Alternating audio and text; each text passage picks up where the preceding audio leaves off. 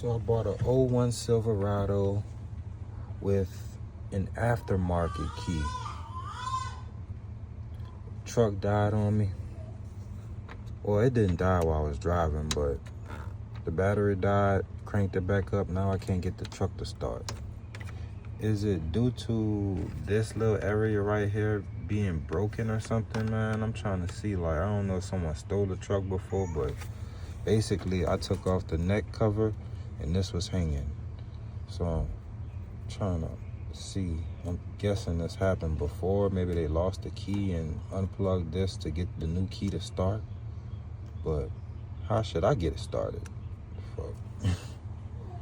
Well, I need a whole new ignition and key, or another wiring harness, bro. This is crazy.